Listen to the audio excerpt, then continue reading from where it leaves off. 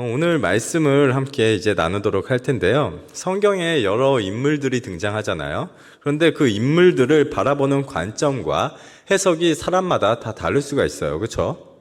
예, 각자의 렌즈를 가지고 사람을 바라보게 되잖아요. 그래서 오늘은 이무석 교수님이라는 한 심리학자 기독교 교수님이에요. 이분이 심리학 교수이기 때문에 성경의 인물들을 자기의 심리학 관점에서 바라보고 평가하고 해석한 그러한 책이 있더라고요. 제가 그 책을 보았는데 너무 재밌었고 인상 깊었고 우리가 생각해 봐야 할 점이 있다라고 생각이 돼서 그 말씀, 그분의 약간 시각을 토대로 오늘 말씀을 준비하게 되었습니다. 오늘 바라볼 인물은요, 사울이라는 인물이에요.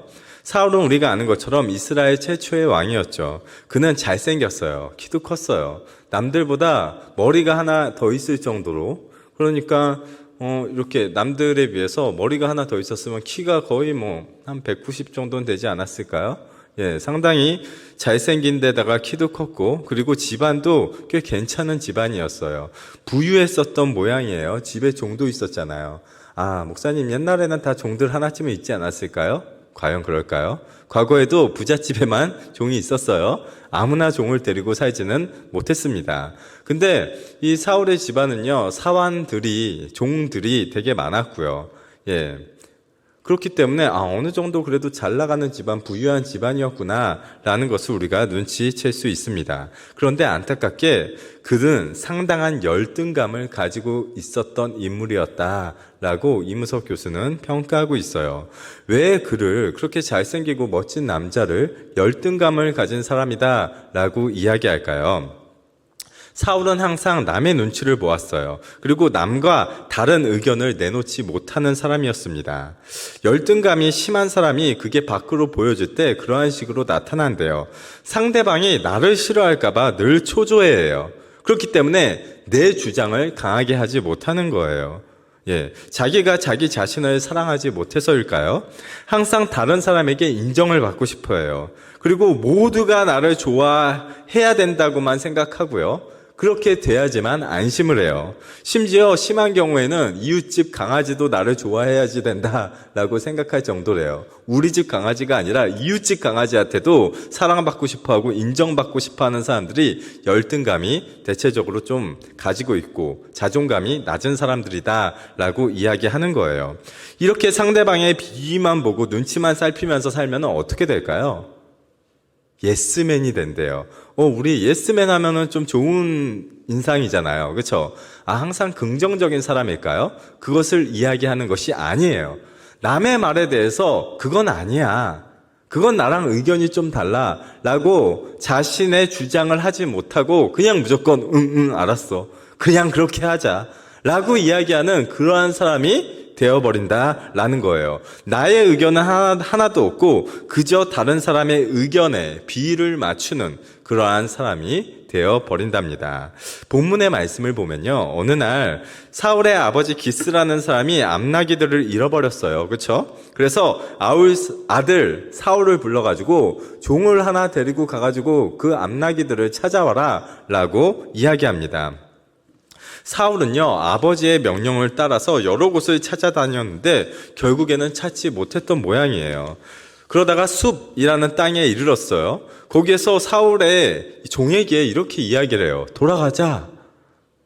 그러면서 이유를 이야기하기를 아버지가 암나기는 고사하고 우리를 걱정하실까봐 두렵다라고 이야기하죠. 그러니까 사울은 지금 돌아가자 라면서 이유를 대기를 아버지가 우리를 걱정하실까봐, 그러니까 내가 아버지를 걱정시키는 그런 아들이 될까봐 그게 두려워하고 있다라는 거예요. 그러니까 평상시에 아버지에 대한 어떠한 마음을 이 사울이 가지고 있었는지 이 문장을 통해서 좀 유추가 되나요? 아버지를 걱정시키기가 싫은 거예요. 혹시 내가 안 돌아가서 아버지가 나를 걱정하면 어떡하지? 그걸로 아버지의 심기가 불편해지면 어떡하지? 이러한 마음을 항상 가지고 있었다라는 거죠. 그런데 여기서 놀라운 것은 사울의 종이죠. 그 말을 들은 사울의 종은요, 그러한 주인의 말에 그리고 그러한 주인의 어떻게 보면 단점이잖아요. 그런 것에 대해서 굴하지 않아요. 어떻게든 이를 성사시키고자 대안을 제시합니다. 이 동네에 하나님의 사람 예언자가 하나 살고 있으니 그에게 암나기의 그 행방을 물어보도록 합시다 라고 대안을 제시하죠. 여기서 보통의 주인이라면 어떻게 이야기해야 옳은가요? 뭔 소리야? 내가 가자고 이야기했잖아. 너는 종이고 나는 주인이야. 나는 선생님이고 너는 제자야. 예. 갑자기 그게 생각났어요. 예. 나는 주인이고 너는 종이야. 내가 가자고 이야기했으면 가야지. 가자. 라고 이야기해야 정상 아닌가요? 근데 뭐라고 이야기를 해요? 그 말에 또 따라가요. 예. 그러면서 한다는 말이 이렇게 이야기합니다. 사례비가 없으니까 집에 돌아가자. 선지자한테 가서 물으려면은 뭐라도 좀 들고 가야 되는 거 아니야? 근데 우리 주머니에 지금 있는 게 없으니, 더 이상 먹을 것도 없으니 그냥 돌아가자라고 이야기해요. 예. 어떻게 보면은 내가 주인이니까 그냥 내 말을 따라 라고 이야기를 해도 그 과거의 상황에서는 충분히 가능한데, 혹시 그렇게 이야기하면은 또 이 사환이, 이 종이 나를 싫어하지 않을까? 나를 미워하지 않을까? 아까 이야기한 예스맨이 무슨 뜻인지 알겠죠? 조금이라도 남의 마음을 불편하게 하는 말을 할 줄 모르는 그러한 사람이에요. 그러면서 사례비를 핑계를 대고 있습니다. 그랬더니 여기서 그 대단한 종이 또 이야기를 하죠. 아니에요. 나에게 있는 이 돈을 가지고 지불하면 됩니다. 가시죠. 라고 끝까지 또 설득을 해요. 이러한 자세에 대해서 이무석 박사는 사울의 복종의 심리를 이 말씀에서 볼 수 있다라고 설명합니다. 이것은 순종이 아니라 노예같이 그냥 복종하는 것이다. 심지어 자기의 종의 말에도 그냥 휩쓸려 다니는 복종의 심리를 가지고 있는 열등감이 아주 강한 사람이었다라고 이야기합니다. 아무튼 그런 과정 가운데서도 하나님은 역사하셨어요. 그가 부족한 사람인 것이 분명한데, 그에게 문제가 있었던 것이 분명한데, 하나님은 그를 이스라엘의 초대왕으로 세우시기로 작정하셨습니다. 사실 이 부분이 되게 은혜이고 감사한 거예요. 여러분들 완벽해야지만 하나님이 여러분들을 들어서 사용하시는 것은 아니에요. 성경에 나오는 모든 인물들도 사실 얼마나 약점이 많이 있습니까? 모세도 그렇고요. 다윗도 그렇고요. 하나님께 크게 쓰임을 받았는데 그들에게 문제가 전혀 없었나요? 그렇지가 않죠. 사울도 분명한 문제를 가지고 있었는데 하나님의 뜻 가운데 그를 이스라엘의 초대 왕으로, 첫 번째 왕으로 세워주셨다라는 거예요. 그게 뭐예요? 여러분들 완벽한 척 할 필요 없다라는 거예요. 여러분들도 다 문제를 가지고 있는 사람인데 그럼에도 불구하고 하나님이요 여러분들을 향한 뜻을 가지고 계시고요. 여러분들을 들어서 사용하실 것이다 라는 거예요. 그렇기 때문에 완벽한 척 하시지 마세요. 특히 교회 안에서 하나님 앞에서 교만하지 말고 항상 겸손한 마음을 가지고 나에게 어떠한 문제가 있지 않을까? 내가 가지고 있는 이 문제 때문에 우리 가정에, 우리 공동체에, 내 주변에 있는 사람들에게 혹시 피해를 주고 있지는 않은가? 이러한 것들을 항상 생각해 볼 수 있어야 하는 것입니다. 아무튼 하나님은 그런 부족한 사울마저도 사용을 하시죠. 그런데 이제 사무엘 선지자를 통하여서 그가 자기가 이스라엘의 첫 번째 왕이 될 것이다 라는 말을 듣게 하세요. 허걱. 열등감이 상당히 강한 사울은 쫄았겠죠. 겁을 먹었겠죠. 안 그래도 지금 이스라엘 사람들은요, 다 왕을 기다리고 있는 상황이에요. 지금 사실 정권은, 이스라엘의 주권은 누가 가지고 있어요? 왕이 없는 상황 가운데서 선지자의 말을 통하여서 나라의 정치가 이루어지고 있잖아요. 그럼 선지자는 누구의 말을 전달하는 사람입니까? 대답 좀 해보세요. 선지자는 누구의 말을 전달하는 사람이에요? 제가 막 질문하고 막 대답 안 한다고 하니까 저번에 우리 회장님이 질문이 어렵대요. 그래서 때로는 모르겠대. 근데 이 질문은 좀 쉽지 않아요? 선지자는요, 누구의 말을 전하는 사람이에요? 하나님의 뜻을 전하는 사람이 바로 선지자 아닙니까? 그러니까 지금 이스라엘의 주권은, 이스라엘의 정권은 누가 가지고 있는 거예요? 하나님이 가지고 있는 거예요. 즉 하나님이 다스리는 나라인데 많은 사람들이 지금 하나님의 다스림을 기뻐하고 이 정권이 계속 유지돼야 돼 이러한 생각을 갖고 있는 게 아니라 정권이 바뀌어지기를 바라고 있어요. 새로운 인간의 왕이 세워지기를 바라고 있어요. 문제가 있어요, 없어요? 문제가 있죠. 문제가 있어요. 네. 그러면 사울은요, 어떠한 마음을 가지고 있었을까요? 무슨 소리야? 우리나라는 하나님이 세우신 나라야. 그렇기 때문에 하나님이 이 나라의 주권을 가지고 있어야지 어떻게 인간 한 명이 이 나라의 왕이 될 수가 있어?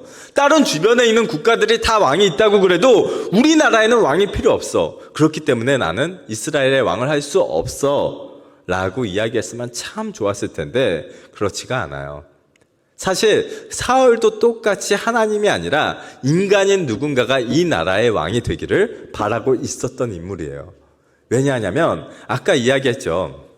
사무엘 선지자를 통해서 바로 당신이, 바로 너가 이스라엘의 첫 번째 왕이 될 거야 라는 말을 들었는데 그 다음에 이 사람이 뭐라고 이야기를 합니까? 사울이 이렇게 이야기를 해요. 나는 그러한 영광을 누릴 자가 되지 못하는 보잘것없는 집안의 사람입니다. 뭐라고 대답했다고요? 우리 집안이 그 정도로 대단한 집안은 아니에요. 지금 사실 이런 대답을 할 때가 아니잖아요. 무슨 소리입니까? 하나님이 다스리는 나라가 돼야죠. 왜 사람이 왕이 필요합니까? 이렇게 얘기했다면 정말 멋있었을 텐데 그러한 대답을 한 게 아니라 나는 그러한 그릇이 못 돼. 우리 집안은 보잘것이 없어 라고 대답하고 있어요. 그러니까 내가 아닌 다른 사람을 세워라. 사람이 되긴 되어야 돼. 이제 하나님이 아니라 신권주의가 아니라 인간의 왕이 필요한데 나는 아니야. 이러한 대답을 하고 있는 거예요. 근데 아까 처음에 말씀 나눌 때 이 사울의 집안이 보잘것이 없는 집안이라고 했나요? 아니에요. 여러분들 아까 읽은 말씀도 보면 유력한 집안이다. 아버지 기스가 힘 좀 쓰는 사람이었어요. 집이 가난한 것도 아니었고요. 근데 지금 사울이 자기 집안을 깎아내리면서 우리 집안이 보잘것이 없는데요? 베냐민 지파가 막내 지파인 거는 맞는데 기스의 집안이 그렇다고 해서 그렇게 우스꽝스러운 별 볼 일 없는 집안은 아니었다고요. 그럼에도 불구하고 열등감을 가지고 있었던 사울은 오히려 자기 집안을 깎아내리면서 나는 왕이 될 수가 없습니다 라고 거절하고 있어요. 이런 행동에 대해서 어떤 사람은 사울이 처음에는 겸손했었어. 근데 나중에 가서 사람이 변했어 라고 해석을 하는데 이무석 교수는 그렇게 해석하지 않아요. 아니다. 그는 그냥 열등감을 가지고 있었을 뿐이다. 그리고 그게 계속해서 지속되는 모습을 지금 그가 한 언변에서 찾아볼 수가 있다라고 이야기를 합니다. 여러분들은 어떠한 의견이 맞는 것 같아요? 저는 이전에 사실 전자의 의견을 상당히 지지하고 있었어요. 근데 그랬던 이유는요, 후자의 의견을 전혀 듣지 못했기 때문이에요. 그런 관점에서 이 사울을 바라본 적이 한 번도 없었기 때문이죠. 근데 진짜 그가 하는, 이무석 교수님이 하는 그 말을 듣고 보니까 그럴듯한 것 같아요. 정말 사울의 열등감을 찾아볼 수 있는 것 같아요. 그 이후에 사울은 예언자들과 함께 예언을 하는 영적인 체험도 해요. 그리고 사무엘 선지자가 그에게 기름을 이제 부어줘요. 근데 사무엘 선지자가 이제 백성들 앞에서 사울을 소개하는 시간이에요. 이제 이스라엘의 첫 번째 왕, 저자가 바로 사울입니다. 멋있게 딱 선포하는 그 순간인데 그때 갑자기 사울이 사라져버려요. 바로 이제가 여러분들의 첫 번째 왕입니다 하면 잘생기고 키 큰 사울이 늠름하게 턱 걸어서 앞으로 중앙으로 나와야 되는데 저자입니다 그랬는데 아무도 안 나오는 거예요. 아무도 없는 거예요. 나중에 알고 보니까 어떻게 됐어요? 짐짝 뒤에 숨어 있었어요. 남들보다 머리 하나 더 있는 그 키 큰 등치 좋은 사울이 무서워가지고 이렇게 숨어 있었던 거예요. 진짜 웃겼겠죠. 이스라엘 사람들 입장에서는 얼마나 실망스러웠을까? 뭐야, 저 사람이 왕이라고? 뭐야, 왜 안 나와? 수근수근 거릴 수밖에 없었겠죠. 그런데요, 되게 재밌는 거는, 아니, 그 정도로 정말 못하겠으면, 정말 그 정도로 내가 아닌 것 같으면 끝까지 그 자리를 마다해야 되는 거 아니에요? 어떻게든 그 자리에 오르지 않아야 되는 거 아니에요? 근데 그렇게 막 마지못해서 막 그러는 척 하더니 결국에는 왕위에 또 올라요. 아유, 뭐 어쩔 수 없었겠죠. 아니요. 여러분들 너무 착한 거예요. 혹시 그렇게 거부하면 또 하나님 앞에서 너무 큰 무례가 되는 것은 아닌가? 라고 생각했던 것은 아닐까요? 그는 예스맨이잖아요. 예? 뭔가 다른 사람들에게 부정적인 말을 할 줄 모르는 사람이니까 그냥 어떻게 하기 싫은데 몰라 뭐 이러다가 왕위에 올라가게 되는 거. 왕이 그런 식으로 쉽게 될 수 있는 거예요? 지금 우리나라의 다음 대통령이 되겠다고 막 자기 아내 집안 막 다 막 욕먹고 막 이러면서 저렇게까지도 대통령이 되고 싶을까? 막 이런 생각 들지 않아요? 되고 싶대잖아. 그렇게 해서도 계속 지금 나오고 있잖아요. 예? 사퇴 안 하잖아. 후보 사퇴 안 하잖아. 차라리 그 정도의 열정이 있어야지 좀 세워줄 수 있는 거 아니야? 나 못해요. 이러다가 또 어물쩡 왕위에 또 오르는 건 또 뭐야? 여기서 잠깐 모세와 비교를 해볼까요? 모세는요, 어느 날 불타는 떨기나무 앞에서 하나님을 만나요. 예, 사람 때려 죽이고 광야 생활 하잖아요. 피해가지고 남들 아무도 모르는 곳에 숨어서 살고 있는데 갑자기 그 떨기나무 하나에 불이 막 타오르는 거를 보게 되는 거예요. 근데 여러분들 이게 왜 신기하냐면 사실 사막에는요, 그 떨기나무에 불이 가끔씩 붙는데요. 예, 근데 가끔씩 종종 잘 붙는데 싹 붙었다가 이게 잎도 없고 왜 사막에 뭐 물이 얼마나 있겠어. 얘가 물도 못 먹고 그러니까 막 삐짝 말라가지고 막 잎사귀도 없이 막 느낌 알죠? 막 이렇게 돼 있는 갈색 그냥 앙상한 나무까지만 남아 있는데 여기에 불이 붙어봤자 탈 게 없으니까 조금 불이 붙었다가 꺼져버리는 거야. 더 이상 탈 게 없으니까. 근데 모세가 본 떨기나무는 이상해. 불이 꺼지지 않아. 계속해서 불이 붙어 있는 거야. 뭐지 저건? 쟤는 왜 계속 타고 있는 거지? 더 이상 탈 것도 없어 보이는데 가까이 갈 수밖에 없는 거예요. 그 떨기나무 앞에서 내 신을 벗으라. 하나님의 그 음성을 듣게 되고 거기서 하나님을 만나게 되죠. 그런 다음에 하나님이 뭐라고 말씀하세요? 이제 내 백성을 이끌라. 그 애굽의 포로 생활을 이제 마치고 선택된 그 땅, 너희 조상들에게 약속한 그 땅으로 너네 그 민족을 이끌어내라 라는 그러한 임무를 받게 되죠. 근데 애굽이 어떠한 나라입니까? 그 당시에 최강대국이에요. 근데 그 소나기에서 20명이 아니라 니네 가족만 데리고 도망가가 아니라 200만 명이 되는, 발음이 별로였어. 200만 명이 되는 유대인들을 해방시키라니, 이게 말이 되는 일입니까? 실제적으로 가능한 일이에요? 20명도 아니고 200명도 아니고 2만 명도 아니고 200만 명. 어떻게 몰래 빠져나갈 수 있는 인구가 아니잖아요. 근데 모세 네가 앞장서 가지고 그들을 이끌어내라 라고 명령하시는 거예요. 그래서 이 이야기를 듣고 너무 말이 안 되잖아요. 모세가 거부하죠. 그러면서 이제 핑계를 대죠. 사실 저는 말을 잘 못해가지고 뭐 이러면서 연기했을지도 몰라. 더 못하는 척. 그랬더니 뭐래요? 말 잘하는 니네 형 있잖아. 핑계 대지 마. 그런데도 불구하고 저 못해요. 계속해서 못한다 하니까 어때요? 손을 안에다 넣었다가 빼봐. 문둥병이 들어요. 손이 다 녹아내린 거예요. 다시 넣었다 빼봐. 멀쩡해져요. 지팡이를 던져 뱀이 돼요. 여러 가지 놀라운 이적을 보고 난 이후에 하나님이 알려주시죠. 네가 하게 하는 게 아니라 너는 그냥 어떻게 보면 허수아비야. 내가 너를 통해서 일할 테니까 그냥 네가 앞장만 서. 말도 니네 형 시킬 거고 내가 능력을 나타내 보일 거고 내가 다 역사할 거야. 모세는요, 할 수 없다고 계속해서 거절했어요. 그럼에도 불구하고 하나님은 계속 해. 못해요. 이적 보여주시죠. 막 뱀 보여주시죠.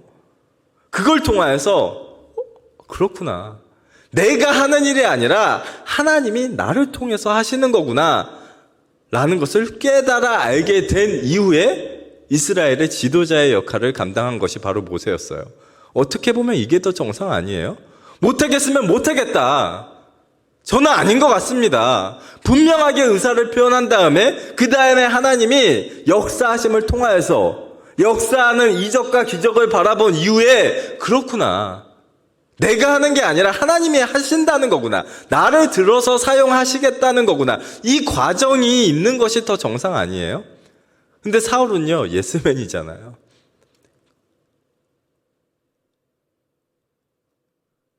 그냥 어물쩡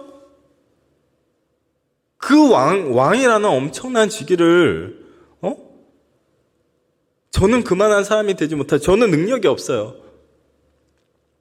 계속해서 부정하고 그 가운데서 하나님의 역사하심을 좀 더 볼 수 있었는데 그렇게 하지 않았다라는 것이죠.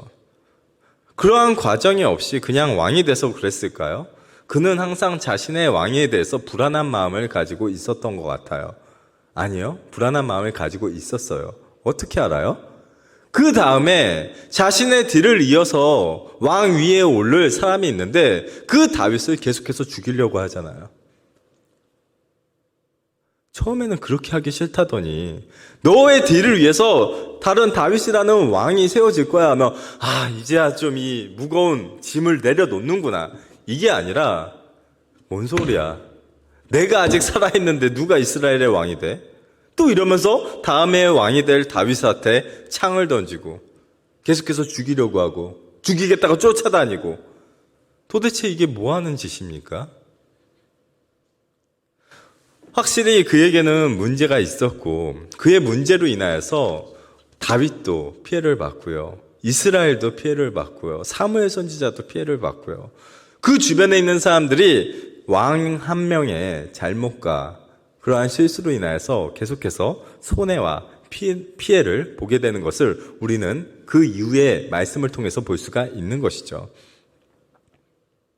혹시 아까도 잠깐 이야기했는데 여러분들의 가지고 있는 어떠한 문제들, 심리적인 거, 습관에 대한 거, 성격에 대한 거, 이러한 것들 때문에 여러분들 주변에, 가정에, 직장에, 또 다른 누군가에게 손해를 미치고 피해를 주고 있지는 않습니까? 요즘 우리가 살고 있는 시대는요, 되게 좀 좋은 게 좋은 거다라는 식의 사회인 것 같아요. 과거에는 학교에서 애들 잘못했으면 때려서라도 어떻게든 제대로 된 방향으로 가르치려고 했었던 것 같은데요. 요즘에는 그러한 훈육, 물론 때리는 방법이 무조건 좋다라는 건 아니에요. 근데 그냥 모든 사람을 다 인정해야 된다. 저 사람의 모습은 저런 거니 굳이 바꿀 필요 없다. 라는 식으로 이야기를 하면서 나의 잘못된 모습을 제대로 보지 못하게 만드는 되게 그러한 시대가 아닌가라는 생각을 하게 됩니다. 사울은요, 사실 과거에 자기가 열등감을 가진 사람이다. 내가 그러한 존재야 라는 것을 조금이라도 깨달을 수 있었을까요? 아니요. 그는 왕이었어요. 누가 왕 앞에 가서 쓴소리를 할 수 있었겠어요? 그 이후에 그가 한 말들과 그와 관련된 기록들을 가지고 지금의 시대에 와서 이렇게 우리가 자유롭게 이야기할 수 있는 거지, 그 당시에는 누구도 왕한테 가서 당신이 열등감이 좀 있는 것 같아요. 당신의 자존감을 좀 높이세요. 누가 감히 이런 말을 할 수 있었겠습니까? 근데 지금 여러분들은 왕도 아님에도 불구하고 그런 말을 듣기 싫어해요. 나의 문제를 굳이 들춰내고 싶어 하지도 않고 그냥 나는 나야. 나는 나대로 살 테니까 목사님 터치하지 마세요. 라는 식의 삶의 자세를 갖고 있지는 않은가요? 근데 그것으로 인해서 내 주변의 상황들이 안 좋게 흘러가고 우리 가족이, 내 주변에 있는 사람들이 피해를 보고 있는데 그것을 전혀 조금도 생각하지 못하고 있지는 않은가. 오늘 말씀의 제목이 무엇입니까? 너 자신을 알라. 여러분들 완벽한 존재가 아니에요. 여기서 있는 저도 솔직히 전혀 완벽한 존재가 아닙니다. 말씀을 이제 정리하려고 하는데요. 여러분들을 세상의 빛으로 하나님이 불러주셨다라고 이야기를 했죠. 그래서 세상에서 빛의 역할을 감당해야 되는데 빛이 뭐예요? 밝히는 거잖아요. 근데 여러분들이 너무 여러분들의 죄, 여러분들의 잘못된 성격, 여러분들의 그릇된 습관, 이런 걸로 인해서 여기가 이게 전구라고 생각을 해보세요. 이게 이게 뒤에서 빛을 쫙 쏴가지고 빛이 쫙 나가야 되는데 여기에 죄가 묻어있고 여기에 잘못된 여러 가지들이 묻어 있어가지고 빛이 도무지 뚫고 나아가지 못하는, 혹시 그러한 것이 여러분들의 상태가 아닌가 한번 생각해 볼 수 있기를 바랍니다. 내 자신의 이런 더러운 모습들을 닦아낼 수 있기를 바라요. 말씀을 통하여서 내 자신을 분명히 발견하고 나의 잘못된 모습들, 더러운 죄악들, 잘못된 습관들, 이러한 모든 것들을 닦아내고 여러분들이 저 세상에서 나아가서 밝히 빛을 비출 수 있는 그런 수원 화산교회 청년들이 될 수 있기를 간절히 축원합니다.